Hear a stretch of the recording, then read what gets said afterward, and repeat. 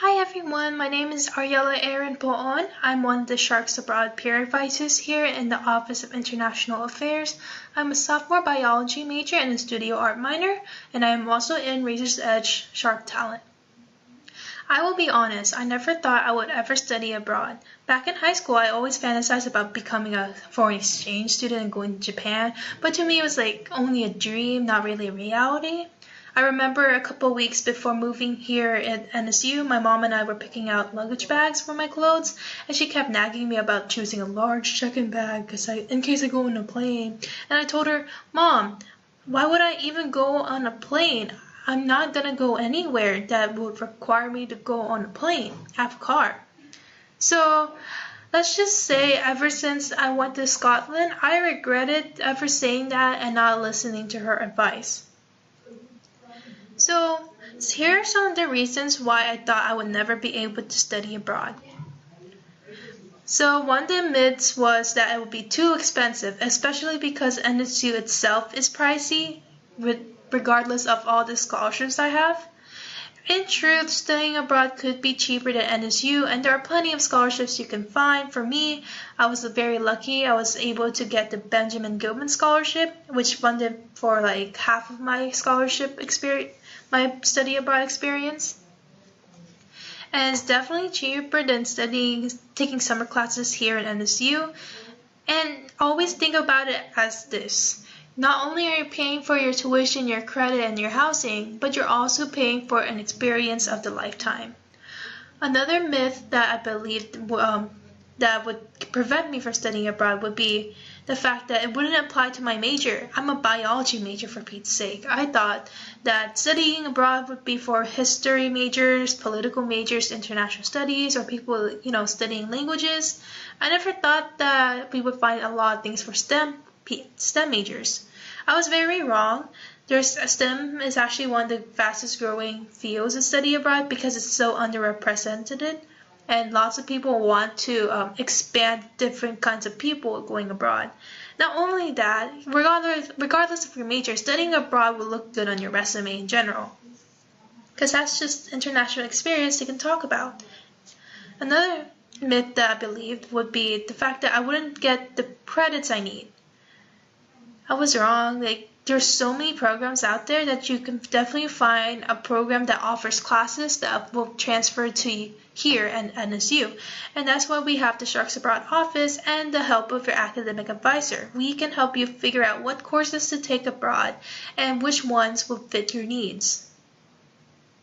So that's that. Obviously, I no longer believe those myths, and if you guys are still iffy about it, that's why you should drop by our office. We can tell you more on why these are not true. Okay, so how it all began. Well, like I said, I never thought I would go studying abroad, but one night I was thinking of how much work's gonna be piled up for me. I'm in the dual admissions program for optometry. So I'm also on a 3+4 plan, meaning I had to fit 4 years of work into 3 years. And everyone always says that always enjoy your college experience while you can. And here I am rushing my college experience because I don't want to graduate and be too old. So I wanted to figure out a way to enjoy myself in college and still not compromise my own academic plan. So one night I was sitting down and I considered taking summer classes here at NSU. And one day I just decided to joke with my parents saying, hey, maybe I can study abroad over the summer since I'm going to go study in the summer anyway.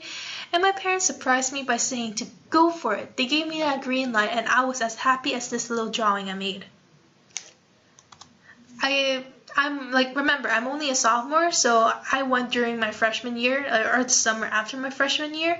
It was in November that I considered studying abroad, and it took a few months for me to get all the approval. I'm not going to get into the horrible details, but it was a lot of emailing back and forth between me, my academic advisor, the Sharks Abroad office, and the directors of my various programs.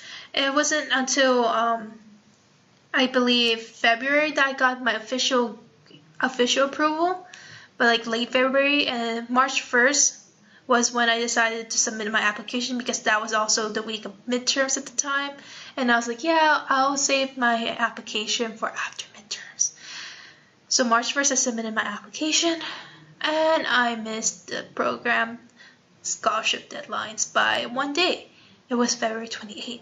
I submitted my application March 1st. Sometimes I look back and I regret it, but it's okay. I managed to go abroad, and even better, I had the Gilman scholarship, so I wasn't as financially burdened. I'll be honest, my program price was $7,700. That includes tuition, housing, all the different excursions that my program includes, insurance and travel insurance. So that's pretty good for for like 2 classes, and then while you're being abroad.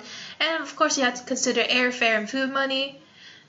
I got approximately $6,300 in financial aid and scholarships, and the Gilman scholarship itself I got $3,500 for.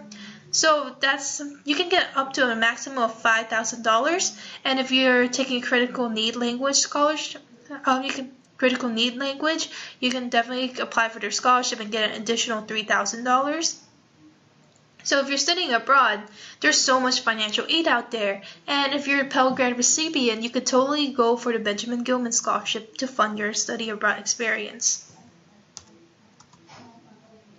So I studied abroad in Glasgow, Scotland. I was able to attend the magical University of Glasgow, which is pretty much Scotland's Hogwarts. I mean, look at that castle, man. And I expected to study in class maybe 3 to 4 days a week because I was being reasonable. It's a physics class, obviously and we're fitting it in 4 weeks. Obviously, it's not going to be one of those easy study abroad classes where you only go once a day for like 2 hours. So yeah, I thought I was being pretty reasonable, saying 3 to 4 days a week, maybe twice a day, like 2-hour classes maybe. I was wrong. My classes were 5 days a week, 10 a.m. to 5 p.m. I had assignments every day, and I had a test every single Friday.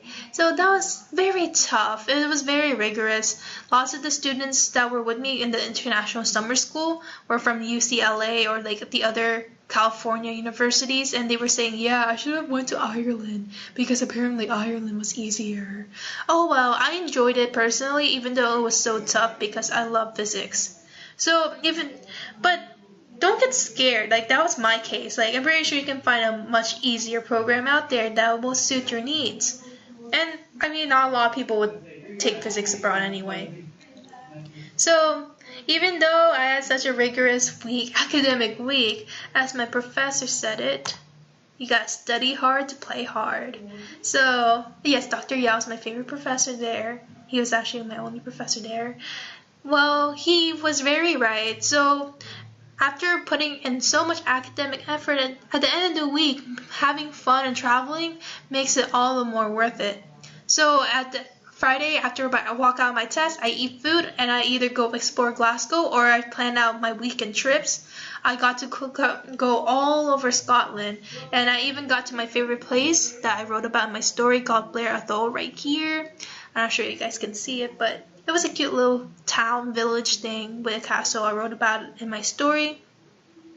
And even cooler, I got to maintain my personal goals while I was abroad. My personal goal was to keep drawing, even though, I'm abroad and I'm busy with studying. So I always brought my sketchbook or my watercolors with me, so that way I could just sit down if I have time and just draw, relax, enjoy the scenery, live in the moment. What's even cooler is my friend and my old roommate from Shark Talent, Kaylee, came to visit me from Ireland while I was abroad. So that was very nice. So even though you're like miles away, that doesn't mean, or thousands of miles away from home, that doesn't mean you can't do anything that you do at home while you're abroad. So my physics professor also took us on a field trip to climb our first mountain. Well, to me, it was my first mountain. For everyone else, they look so physically fit. They were like way ahead of me in terms of reaching the peak. They were from California, so there's mountains there. And they're probably rich. But whatever.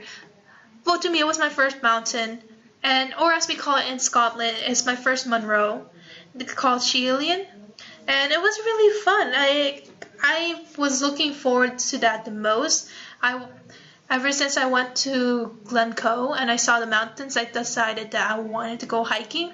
And whenever I see a hill, like when I went to Edinburgh, I climb Arthur's Seat. So when my physics professor organized this field trip to climb a whole Munro, I was super thrilled.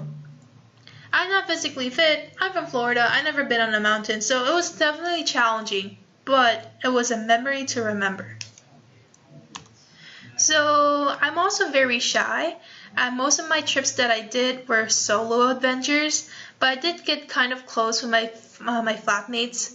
And as a last hurrah before our final exams, we decided to go on the Jacobite train and chase the Hogwarts Express for a Scotland-wide Harry Potter tour. It was really fun. I got to see Glencoe again, which is this place right here. It's also called Haunting Glencoe. And yes, I did stick my head out the train. It was totally worth it. Like, I got really cool pictures. But um, I'm a total Harry Potter fan. Maybe not hardcore, but I loved it. It was my childhood. So this was definitely a dream come true. I never realized how much Harry Potter inspired places there are in Scotland. So that was my story. Now what's your story? The sky's the limit on how far your dreams take you, and that's true. So if you guys still believe that studying abroad is not for you, you didn't hear anything I said, because studying abroad can be for anyone as long as you put your mind to it. You just really need to be determined to make your dreams come true. And how far you go is all up to you, all up to your imagination. So I hope you enjoyed this little presentation I made. Sorry we weren't able to physically be there. We're students, so we got our own classes to take care of. But if you want to find out more information, please come to our information sessions on Mondays and Tuesdays. It starts at 9 a.m. or 4 p.m. at the Office of International Affairs in Horvitz, 253, second floor of Horvitz. We also have an upcoming Sharks Abroad Fair on October 9, 11:30 a.m. to 4 p.m. So you get to meet with some of our program partners and possibly win some prizes that can go to your study abroad experience. It will be in the University Center Spine. You'll see flyers around it. So here are some of the deadlines that you should consider. If you want to go in the winter or the spring, your deadline is October 1st or October 2nd if we're being kind of lenient. But if you're planning to go over the summer or next fall, you have until March 15 to figure everything out. I hope you enjoyed this presentation and that it was very helpful. Have a nice day.